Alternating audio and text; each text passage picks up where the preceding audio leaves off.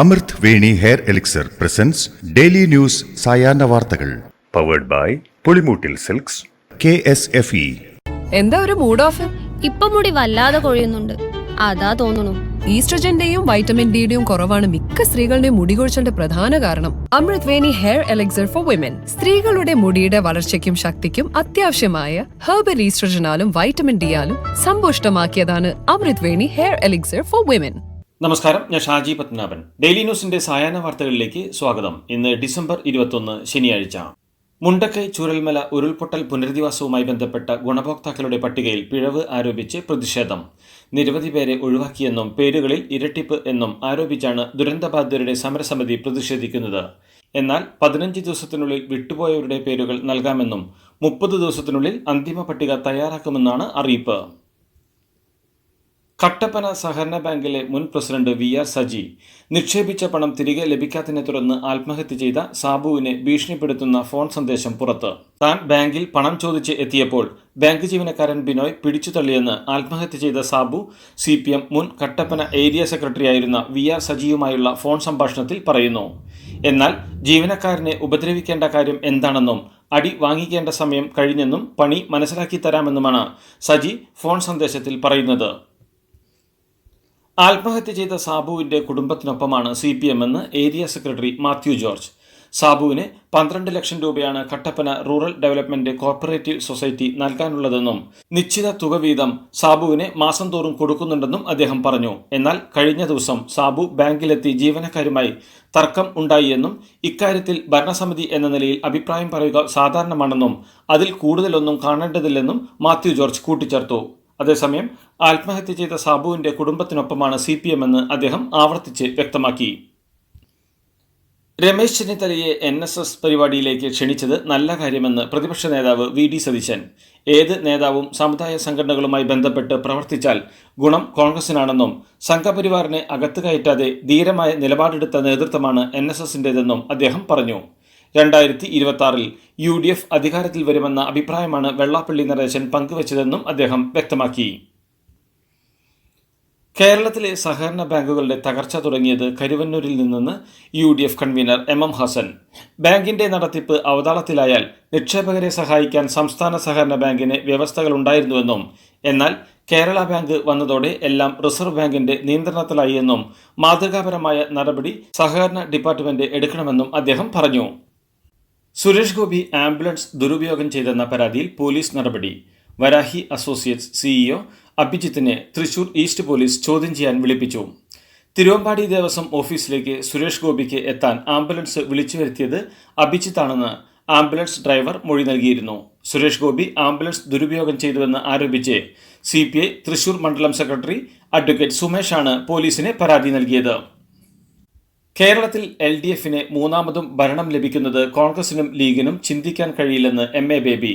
ഭരണം ഇല്ലാതെ അവർക്ക് പിടിച്ചു നിൽക്കാനാകില്ലെന്നും അതാണ് സർക്കാരിന് എതിരെ ആക്രമണം അഴിച്ചുവിടുന്നതെന്നും ഇത് നേരിടേണ്ടത് കേരളത്തിന്റെ ആകെ ആവശ്യമാണെന്നും അദ്ദേഹം പറഞ്ഞു.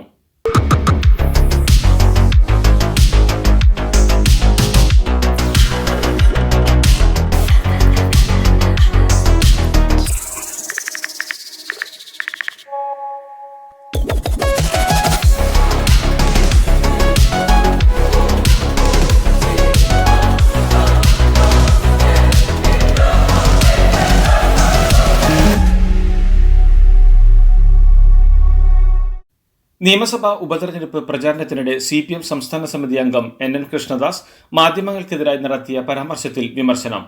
ഇറച്ചിക്കടയുടെ മുന്നിൽ നിൽക്കുന്ന പട്ടികളെന്ന പരാമർശം മുഴുവൻ മാധ്യമങ്ങളെയും പാർട്ടിക്കെതിരാക്കിയെന്ന് CPM പാലക്കാട് ജില്ലാ സെക്രട്ടേറിയറ്റ് യോഗത്തിൽ നേതാക്കൾ പ്രതികരിച്ചു.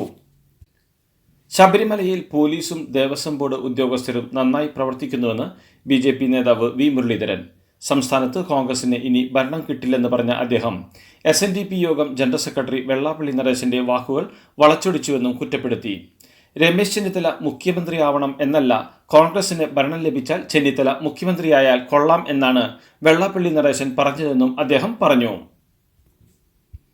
കോഴിക്കോട്ടെ സ്വകാര്യ ആശുപത്രിയിൽ ചികിത്സയിലുള്ള MT വാസുദേവൻ നായരുടെ ആരോഗ്യനില ഗുരുതരമായി തുടരുന്നു. തീവ്ര പരിചരണ വിഭാഗത്തിലാണ് നിലവിൽ MT. ഇന്നലെയുണ്ടായ ഹൃദയാഘാതത്തെ തുടർന്നാണ് അദ്ദേഹത്തിന്റെ ആരോഗ്യസ്ഥിതി മോശമായത്. മുഖ്യമന്ത്രി പിണറായി വിജയൻ കുടുംബത്തെ ഫോണിൽ വിളിച്ച് ആരോഗ്യസ്ഥിതി ആരാഞ്ഞു. കാലഹരണപ്പെട്ടതും അംഗീകാരമില്ലാത്തതുമായ ഭക്ഷ്യോൽപ്പന്നങ്ങൾ പേരുമാറ്റി വീണ്ടും വിൽപ്പന നടത്തുന്നത് തടയുന്നതിനുള്ള നടപടികളുമായി food safety and standard authority of India. ഇതിന്റെ ഭാഗമായി ഭക്ഷ്യോൽപ്പന്ന നിർമ്മാതാക്കളോടും ഇറക്കുമതി സ്ഥാപനങ്ങളോടും ത്രൈമാസ ഡാറ്റ സമർപ്പിക്കാൻ food safety and standard authority ആവശ്യപ്പെട്ടു. കാഞ്ഞിരപ്പള്ളി ഇരട്ട കൊലപാതക കേസിൽ പ്രതി ജോർജ് കുര്യനെ ഇരട്ട ജീവപര്യന്തം വിധിച്ച് കോട്ടയം അഡീഷണൽ സെഷൻസ് കോടതി. പ്രതി 20 ലക്ഷം രൂപ പിഴയും ഒടുക്കണം. പിഴത്തുക കൊല്ലപ്പെട്ട രഞ്ജു കുര്യന്റെ കുടുംബത്തിന് നൽകണമെന്നും കോടതി വിധിയിൽ നിർദ്ദേശിച്ചു. 2022 മാർച്ച് 7 കൊലപാതകം നടന്നത്. CPM സംസ്ഥാന സെക്രട്ടറി MV ഗോവിന്ദന്റെ വാഹനം തിരുവല്ലം പാലത്തിൽ വെച്ച് അപകടത്തിൽപ്പെട്ടു. നിയന്ത്രണം തെറ്റി എതിരെ വന്ന വാഹനം ഇടിക്കുകയായിരുന്നു. അപകടത്തിൽ ആർക്കും പരിക്കില്ല. കോവളത്ത് നടക്കുന്ന CPMന്റെ തിരുവനന്തപുരം ജില്ലാ സമ്മേളനത്തിൽ പങ്കെടുക്കാൻ പോവുകയായിരുന്നു അദ്ദേഹം. ശബരിമലയിൽ അയ്യപ്പ ഭക്തരുടെ തിരക്ക് പരിഗണിച്ച് ഇത്തവണ മണ്ഡലപൂജയ്ക്കും മകരവിളക്കിനും വെർച്വൽ ക്യൂ വെട്ടിക്കുറച്ചു. സ്പോട്ട് ബുക്കിംഗും ഒഴിവാക്കാനും തീരുമാനമുണ്ട്. ഈ മാസം 25 വെർച്വൽ ക്യൂ വഴി 54,000 പേർക്ക് മാത്രമായിരിക്കും ദർശനം. 26 ദർശനം 60,000 പേർക്കായി നിയന്ത്രിച്ചു. സന്നിധാനത്ത് ഈ സീസണിൽ ഏറ്റവും കൂടുതൽ ഭക്തരെത്തിയത് ഇന്നലെയാണ്. 96,853 പേരാണ് ഇന്നലെ ദർശനം നടത്തിയത്. എറണാകുളം മുളന്തുരുത്തി പള്ളിയിലെ സംഘർഷത്തെ തുടർന്ന് മുളന്തുരുത്തി CI മനീഷ് KP അടക്കം 3 പോലീസുകാർക്ക് പരിക്കേറ്റു. സംഭവത്തിൽ കണ്ടാലറിയുന്ന 30-ലധികം പേർക്കെതിരെ കേസെടുത്തു. മുളന്തുരുത്തി മർത്തോമൻ ഓർത്തഡോക്സ് പള്ളിയിലെയും യാക്കോബായ പള്ളിയിലെയും വിശ്വാസികളുടെ സംഘർഷത്തിനിടയിലാണ് സംഭവം.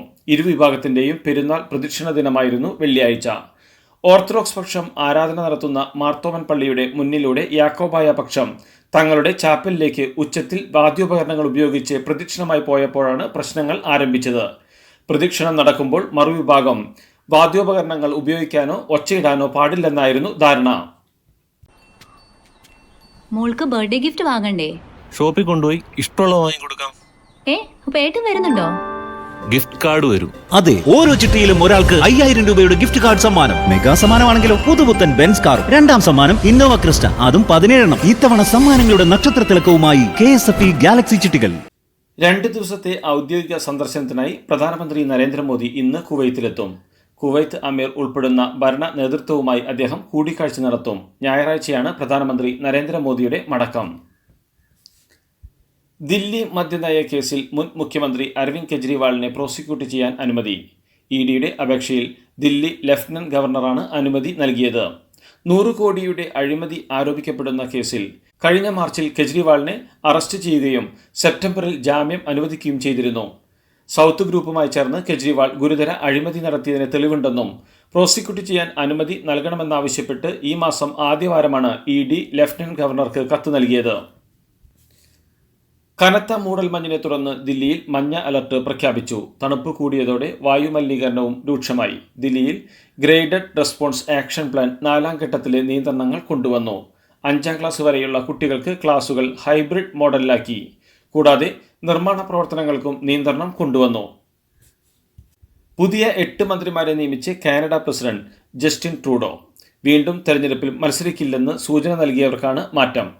2-3 വകുപ്പുകൾ വഹിച്ചിരുന്നവർക്ക് ചുമതലാഭാരം കുറയ്ക്കാനും നീക്കം കാരണമായിട്ടുണ്ടെന്നാണ് വിവരം. പുതിയ മന്ത്രിമാർക്കുള്ള ചുമതല കൈമാറ്റം പൂർത്തിയായെന്നാണ് ജസ്റ്റിൻ ട്രൂഡോ വിശദമാക്കുന്നത്. മുൻ ഇന്ത്യൻ ക്രിക്കറ്റ് താരം റോബിൻ ഉത്തപ്പയ്ക്കെതിരെ arrest warrant. PF regional commissioner S. Gopal റെഡ്ഡിയാണ് ഉത്തരവ് പുറപ്പെടുവിച്ചത്. ഉത്തപ്പയുടെ ഉടമസ്ഥതയിലുള്ള centuries life style brand private limited company ജീവനക്കാരുടെ PF അക്കൗണ്ടിൽ നിന്നും 23 ലക്ഷം രൂപയുടെ തട്ടിപ്പ് നടത്തിയെന്നാണ് ആരോപണം.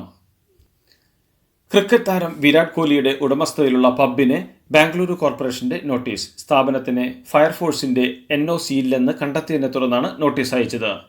വെങ്കടേഷ് എന്ന പൊതുപ്രവർത്തകൻ നൽകിയ വിവരാവകാശ അപേക്ഷയിലാണ് NOC ഇല്ലെന്ന കണ്ടെത്തൽ. ഇതോടുകൂടി ഡെയിലി ന്യൂസിൽ ഇന്നത്തെ സായാഹ്ന വാർത്തകൾ സമാപിക്കുന്നു. ഡെയിലി ന്യൂസിന് വേണ്ടി വാർത്തകൾ വായിച്ചത് ഷാജി പത്മനാഭൻ. DailyNewsLive.in വാർത്തകൾ വിരൽ തുമ്പിൽ.